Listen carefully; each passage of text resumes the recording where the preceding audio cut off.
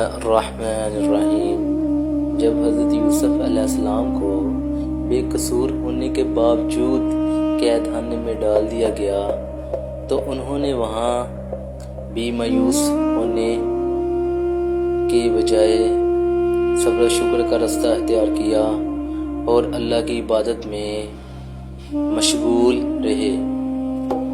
قید خانے میں ان کے حسن اخلاق، سچائی اور پاکیزہ کردار کی وجہ سے دوسرے قیدی ان کی بہت عزت کرنے لگے تھے۔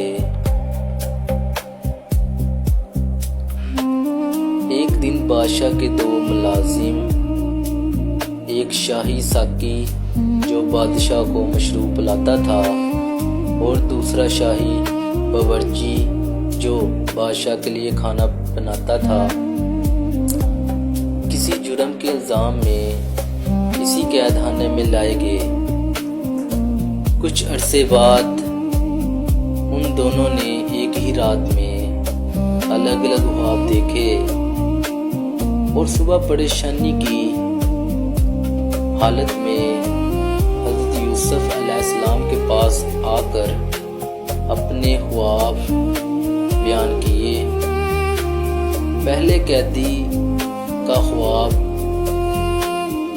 اس نے دیکھا کہ وہ انگور نچوڑ کر بادشاہ کے پیالے میں شراب ڈال رہا ہے۔ دوسرے قیدی کا خواب، اس نے دیکھا کہ اس نے اپنے سر پر روٹیوں کا ٹوکرا اٹھایا ہوا ہے اور پرندے آ کر اس ٹوکرے میں سے روٹیاں کھا رہے ہیں۔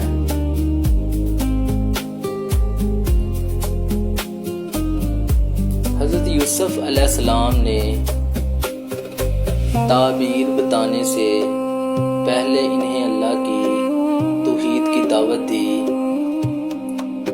اور بت پرستوں کے باطل عقائد کی نفی کی۔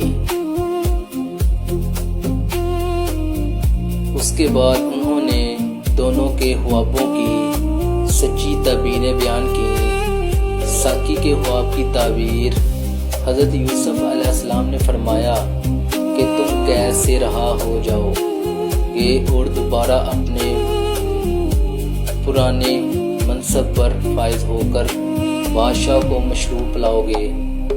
باورچی کے خواب کی تعبیر، حضرت یوسف علیہ السلام نے افسوس کے ساتھ بتایا کہ تمہیں پھانسی دے دی جائے گی اور تمہاری لاش کو وہیں چھوڑ دیا جائے گا، یہاں تک کہ پرندے آ کر تمہارا سر نوچ نوچ کر کھائیں گے۔ کچھ ہی دنوں بعد بالکل ایسا ہی ہوا جیسا حضرت یوسف علیہ السلام نے فرمایا تھا۔ ساقی کو رہا کر کے بحال کر دیا گیا اور باورچی کو پھانسی دے دی گئی۔